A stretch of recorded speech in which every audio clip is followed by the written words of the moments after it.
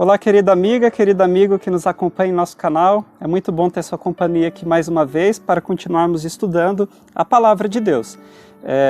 Quero adiantar para você que nessa semana nós estaremos estudando um novo tema, que é a armadura de Deus.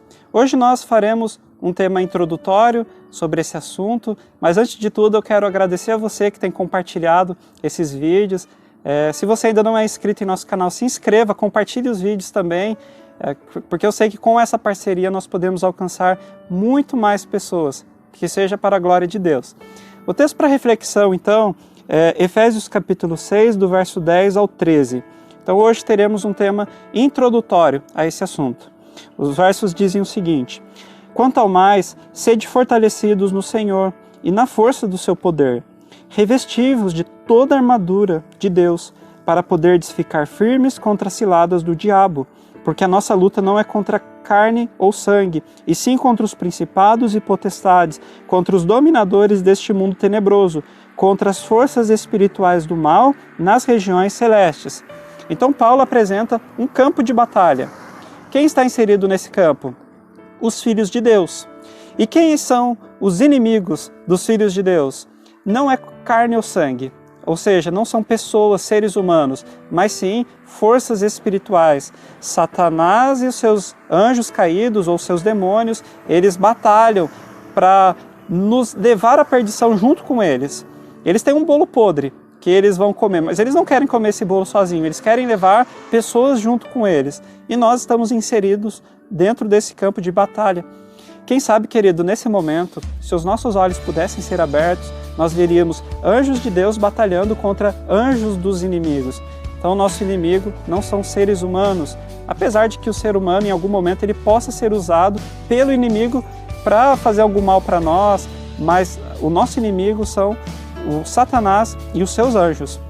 Há pessoas que parecem não ter conhecimento dessa batalha. Isso é revelado através das atitudes deles.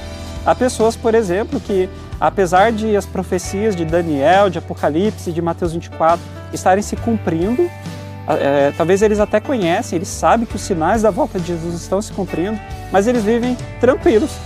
Eles não alteram a forma deles de viver, eles não vivem uma vida de obediência a Deus, eles não passam tempo estudando a Bíblia, eles se apegam demais às coisas desse mundo também. Ou seja, eles vivem como aqueles ímpios viviam nos dias de Noé. Eles comiam, bebiam, casavam, davam-se em casamento, ou seja, viviam como se nada fosse acontecer. E de repente chegou o dilúvio. Assim será no dia da volta de Jesus. Hoje nós vivemos em um campo de batalha e há muitas pessoas que vivem como se nada tivesse acontecendo ao redor dele. Às vezes nós, os filhos de Deus, corremos esse risco. A gente acaba se perdendo um pouco na rota e a gente deixa Deus ali de segundo plano. Mas, querido, Deus deve ocupar o primeiro lugar na nossa vida. Sabe de uma coisa? Dentro desse campo de batalha, dentro desse conflito entre nós e as forças espirituais, há dois perigos que nós corremos. O primeiro é de subestimar o inimigo. Há pessoas que acreditam que podem vencer o inimigo com seus próprios esforços.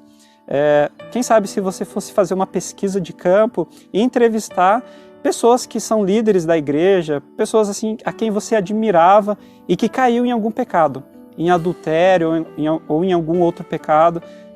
Se você for perguntar para ele se ele acreditava que era capaz de cometer aquele pecado, certamente ele vai dizer para você que não.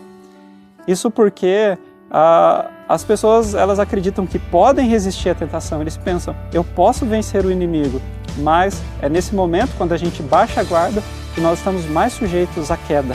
1 Coríntios 10, 12 diz, aquele que cuida está em pé, vigie para que não caia. Então o primeiro perigo é subestimar o inimigo e um segundo perigo é superestimar o inimigo. Há pessoas que encaram Satanás e os seus demônios como se eles fossem Deus. Eles têm medo de Satanás e de seus anjos. Mas, querido, nós não precisamos ter medo. Deus é muito mais poderoso. Deus, se Ele quisesse, Ele já teria destruído Satanás e os seus anjos. Vai chegar um dia que Ele vai fazer isso. E aqueles que se apegarem a Satanás e seus anjos serão destruídos juntos. Mas ainda não chegou o momento. Querido, nós não precisamos ter medo de Satanás, a menos que nós não tenhamos entregado a nossa vida completamente a Deus. Aí sim, vai haver uma preocupação natural, nós não estamos revestidos da armadura de Deus. Porque Paulo fala que nós precisamos nos revestir da armadura de Deus. Nós não podemos vencer o inimigo sozinho, com os nossos próprios esforços. Não podemos subestimar o inimigo, nem superestimá-lo. Nós precisamos nos revestir da armadura de Deus. É interessante, se você, ao longo dessa semana nós vamos estudar cada componente da armadura de Deus e nós vamos ver que cada componente ele serve individualmente. Há equipamentos de defesa que são coletivos, mas esses componentes da armadura de Deus que Paulo vai apresentar para nós, todos são de uso individual. Querido, da mesma forma, a decisão de se equipar com a armadura de Deus, a decisão de ter um relacionamento com Deus, de entregar a vida a Jesus, para que um dia, quando Ele voltar, está preparado para recebê-lo, essa decisão é individual. Ninguém pode tomar essa decisão por você, nem a sua esposa, nem os seus filhos, e você também não pode tomar a decisão por eles, mas você precisa tomar essa decisão para a sua vida. E uma vez que você toma essa decisão, as pessoas que você ama, elas são influenciadas pela sua decisão, e você se torna uma testemunha dentro do seu lar.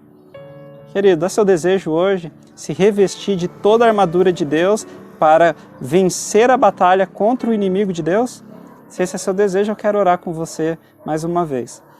Bondoso Pai, hoje nós entendemos que nós estamos dentro de um campo de batalha, o nosso inimigo é Satanás e seus anjos. Hoje nós entendemos, Deus, que nós podemos vencer unicamente se estivermos apegados ao Senhor, revestidos da armadura do Senhor, Pai. Nos ajuda a vencermos toda a tentação, revestidos desta armadura que vem do Senhor. Em nome de Jesus pedimos e agradecemos. Amém.